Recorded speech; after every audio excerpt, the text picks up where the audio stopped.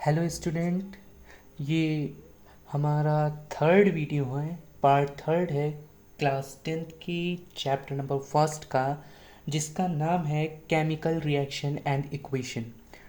तो अब हम इसमें पढ़ेंगे आज राइट करना सीखेंगे केमिकल इक्वेशन को, किस तरीके से एक केमिकल इक्वेशन को राइट किया जाता है। तो हम शुरू करते हैं। ये हो सकता है क्वाइट लॉन्ग थोड़ी ये वीडियो हो सकती है, ठीक है। तो चलिए स्टार्ट करते हैं। Is there any other shorter way for representing a chemical equation? क्या कोई और छोटा रास्ता है जिससे हम केमिकल इक्वेशन को शॉर्टर वे से रिप्रेजेंट कर सकते हैं? क्वेश्चन पूछा गया इधर। Chemical equation can be made more concised and useful if we use chemical formula instead of words. हमारा केमिकल इक्वेशन और भी अच्छा और लाभकारी और अच्छे मतलब जगह में भी लिखने में बहुत कम यूज़ होगा तब जब हम एक केमिकल इक्वेशन को वर्ड की जगह एक वर्ड की जगह पूरा एक सेंटेंस जो हम बना के लिखते हैं उसको ना लिख के हम उसकी जगह उसके सिंबल को यूज़ करते हैं। एक chemical equation represent a chemical reaction. Chemical equation जो है वो रिप्रेजेंट करता है केमिकल रिएक्शन को।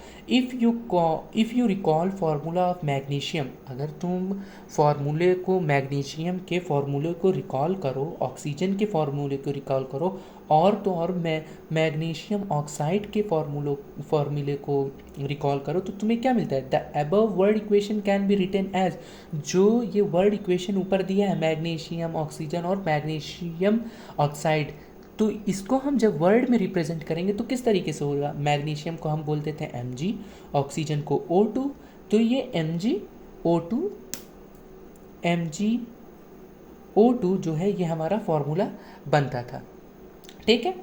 तो इसी तरीके से MgO2 प्लस कर दिया तो MgO2 बन गया।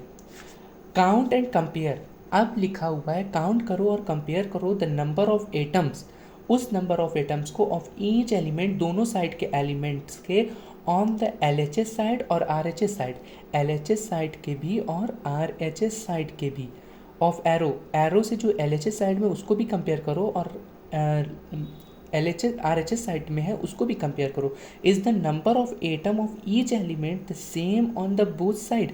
क्या नंबर ऑफ एटम यानी कि Mg जो है ये एक एटम है, क्या नंबर ऑफ एटम हर साइड का सेम है?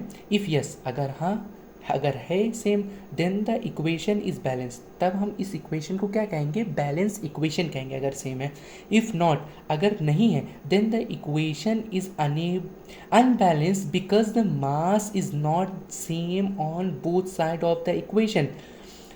तो अगर अनबैलेंस्ड है, अगर इक्वेशंस अगर जो हमारे पास एटम है वो सेम नहीं है तो वो इक्वेशन अनबैलेंस्ड कहलाएगा और उसके मास सेम नहीं होंगे दोनों side, both side of the equation, दोनों साइड के इक्वेशन में मास सेम नहीं होंगे।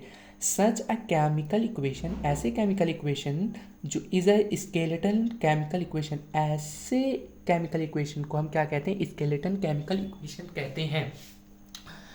अब स्केलेटन हम अपने अगर बायो में देखें तो स्केलेटन कैसे किसको कहते हैं? हड्डी के ढांचे को। एक ढांचे जिस तरीके से एक ढांचे को केमिकल इक्वेशन स्केलेटन कहते हैं, उसी तरीके से ये भी इक्वेशन भी केमिकल का ढांचा है, ठीक है। अब जब ये बैलेंस होगा तो वो केमिकल इक्वेशन बन जाएगा। Such a chemical equation is a skeleton chemical equation for a reaction, एक रिएक्शन के लिए ये स्केलेटन केमिकल इक्वेशन है। Equation number 1.2, equation number 1.2 is a skeleton chemical equation, जो 1.2 है इक्वेशन वो स्केलेटन केमिकल इक्वेशन है for the burning of magnesium in a air. एक मैग्नीशियम को जलने के लिए जो जला है एयर में, वो इक्वेशन एक स्केलेटन केमिकल इक्वेशन है। अब आगे चलें, balance chemical equation. Balance chemical equation क्या होते हैं उसके बारे में देखते हैं थोड़ा। Recall the law of conservation of mass, अब हमको इधर रिकॉल करना है law of conservation of mass, जो कि हमने क्लास 9 में पढ़ा है। Mass can neither be created nor be destroyed in a chemical reaction. Mass जो है ना ही बनता है ना ही डिस्ट्रॉयड होता है, खाली ये एक फॉर्म से दूसरे फॉर्म में चेंज हो जाता है। इसी तरीके से एनर्जी की भी डिफिनेशन है, energy can not be created neither be destroyed, it only change their forms. तो इस तरीके से मास भी है, मास ना ही बनता है ना ही ख़त्म होता है कम्प्लीटली, ये एक से दूसरे फॉर्म में चेंज हो जाता है। That is the total mass of the element present in the product of the chemical reaction has be equal to the total mass of the element present in the reactant। ये देखते हैं जितना हमारे पास, जब हम किसी भी प्रोडक्ट को लेंगे, जितना मास हमारे पास तब होगा, उतना मास तब भी होगा जब एक रिएक्शन हो जाएगा। फॉर एग्ज़ाम्पल देखते हैं, थोड़ा एग्जाम्पल से समझते हैं। जैसे कि हमारे पास एक मास है 1, ठीक है, और एक मास हमारे पास 5, और इसका हमने करवा दिया रिएक्शन, तो हमारे पास टोटल मास हो गया 6, टोटल मास 6। तो यानी कि हमारे पास जब हमने वो रिएक्शन करवाया नहीं था तब भी हमारे पास 6 था, रिएक्शन होने के बाद भी मास 6 ही है। तो इससे ये पता चलता है mass can neither be created nor destroyed, it only change their form. Mg plus O से चेंज होके MgO2 बन जाएगा, लेकिन MgO बन जाएगा, लेकिन ये अब फॉर्म को खाली चेंज कर रहा है, ना कि अपने मास को। ठीक, that is the total number of the element present in the product of the chemical reaction has to be equal to the total mass of the element present in the reactant। In the other word, अगर दूसरे word में हम देखें, दूसरे भाषा में अगर simplify करके देखा जाए इसको, तो the number of the atom of the each element remains the same. जो नंबर ऑफ एटम है वो रिमेन्स द सेम, हमेशा सेम रहेंगे before and after the chemical reaction. पहले और बाद, केमिकल रिएक्शन से पहले और केमिकल रिएक्शन के बाद इन दोनों का मास सेम ही होगा, जिस तरीके से अभी बताया, जैसे कि पहले भी 6 था और बाद में भी 6 ही रहेगा। ठीक है, hence we need to balance a skeleton chemical equation. अब ये हमारे पास क्या आ गया, स्केलेटन केमिकल इक्वेशन आ गया। अब हम इसको बैलेंस करना ज़रूरी है। इज़ द केमिकल इक्वेशन 1.2, जो केमिकल इक्वेशन 1.2 था हमारे पास, वो बैलेंस था। देखते हैं, let us learn about the balance a chemical equation. चलो पढ़ते हैं, लर्न करते हैं, याद करते हैं किस तरीके से एक केमिकल इक्वेशन बैलेंस होता है step by step. The word equation for activity 1.3 में बी रिप्रेजेंटेड एज, जो 1.3 एक्टिविटी है, इसका वर्ड इक्वेशन जो है उसको हम यहाँ लिखते हैं और उसको रिप्रेजेंट करते हैं, फिर उसको हम बैलेंस करते हैं। किस तरीके से बैलेंस होता है, देखो जिंक था, जिंक सल्फ्यूरिक एसिड के साथ मिलता है, फिर जिंक सल्फेट बनाता है और हाइड्रोजन गैस को रिलीज़ करता है। तो इसको हम अगर उसमें देखते हैं, एलिमेंट के फेस में देखते हैं, उसके रिप्रेजेंटेशन के फॉर्म में देखते हैं, तो द अबव इक्वेशन में be represented by the following chemical equation. इस तरीके के इक्वेशन से वो बनता है, जैसे कि जिंक और sulphuric acid ZnH2SO4 H hydrogen gas release हो जाएगा, यानी कि ZnSO4 मिल के ZnSO4 यानी कि जिंक सल्फेट बनाया और H2 गैस, हाइड्रोजन गैस को रिलीज कर दिया। ठीक है, let us examine the number of the atom of the different element on both side of the arrow. अब हम चलो इस दोनों साइड के एरो के साइड का नंबर ऑफ एलिमेंट को एग्जामिन करते हैं, देखते हैं दोनों साइड सेम है या नहीं। तो देखते हैं, जिंक हो गया, हाइड्रोजन हो गया, सल्फर हो गया, ऑक्सीजन हो गया।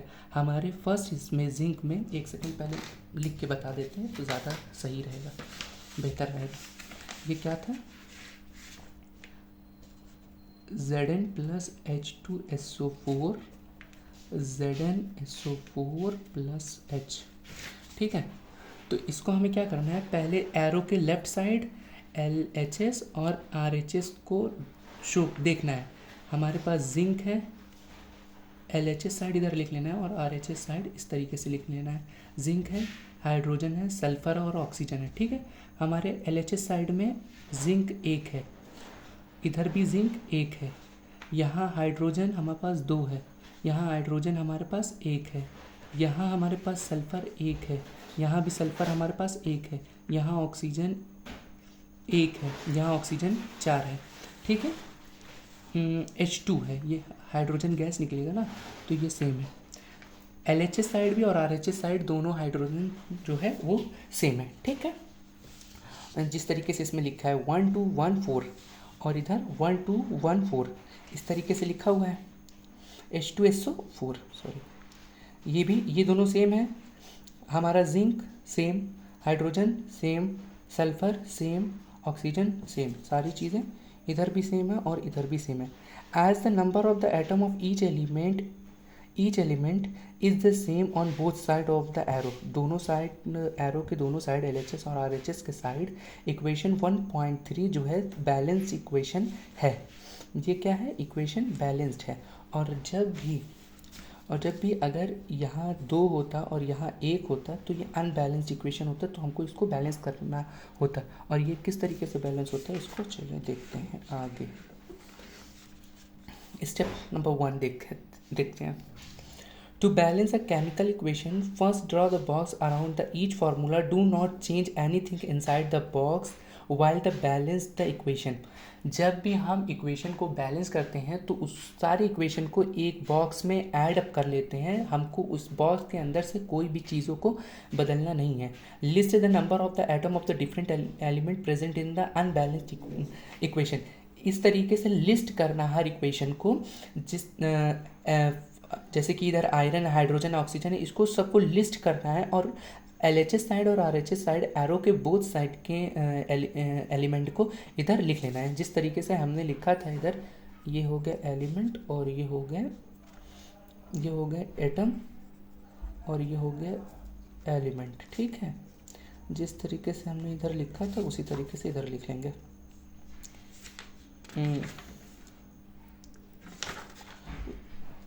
उसके बाद थर्ड स्टेप है, it is often convenient to be start balancing with the compound that contain the maximum number of atom।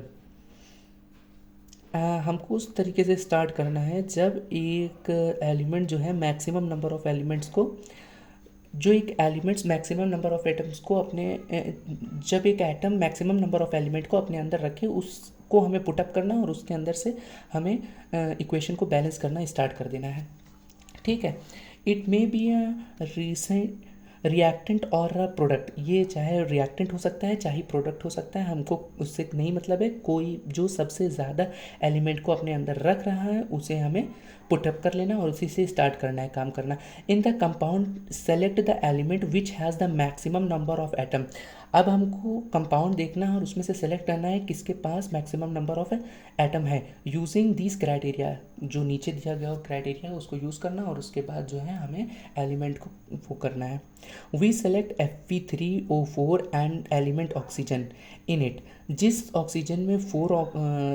Element में 4 ऑक्सीजन है उसे हम क्या करते हैं, चूज़ करते हैं और उसको लेते हैं। There are 4 oxygen atom on RHS side, इसके अंदर 4 ऑक्सीजन एटम है RHS साइड पे, ठीक है। And the element RHS side and only 1 the LHS side, और खाली एक ही ऑक्सीजन है हमारे पास LHS साइड में। To balance the oxygen atom, हमें ऑक्सीजन एटम को बैलेंस करने के लिए फिर पहले इनिशियल देखते हैं H2O, ये है हमारा LHS साइड और ये है हमारा RHS साइड, ठीक है। इधर हमारे पास 1 है, इधर हमारे पास 4 है, तो हमें क्या करना होगा 4 बनाने के लिए 1 को 4 से मल्टीप्लाई, तो हमारे पास इधर भी 4 हो जाएगा और इधर भी 4 हो जाएगा। लेकिन जब हमारे पास इधर 4 होगा तो इधर जब इधर हमारे पास 4 होगा तो इधर 4 2 ये देखिए ये 2 है और ये 4 है, ये इससे मल्टीप्लाई करके 8 बन जाएगा, ठीक है। तो इधर हमारे पास 4 है और इधर हमारे पास 4 है, तो इस 4 को हमें इधर भी रखना होगा ताकि दोनों इक्वेशन जो है सेम हो सकें, ठीक। the equalize the number of atom, it must be remember that we cannot alter the formula of a compound or element involved in the reaction. हम किसी भी जब भी हम ये चीज़ें करते हैं तो हमें ये याद रखना होगा कोई भी एलिमेंट और कोई भी एटम को इधर उधर हम ना करें, ठीक है ना. Compound of the element involve, for example balancing the oxygen atom we can put coefficient 4H2O and not H2O4. इस तरीके से हमको पुट नहीं करना है, हमको 4H2O को पुट करना है. Now the partially balance equation become, अब पार्शियली बैलेंस इक्वेशन होगा Fe4H2O Fe3O2 H2O. इस तरीके से हमारा इक्वेशन बन गया जो कि आधा है. अब इसके बाद 4th 5th 6th 7th 1 2 3 4 हमारा 4 जो है हमारी टॉपिक बच रही है, स्टेप्स बच रहे हैं. वीडियो हो रही है लॉन्ग, इस वजह से इसको यहीं स्टॉप करते हैं. अगले वीडियो में फिर से आगे मिलेंगे. बाय.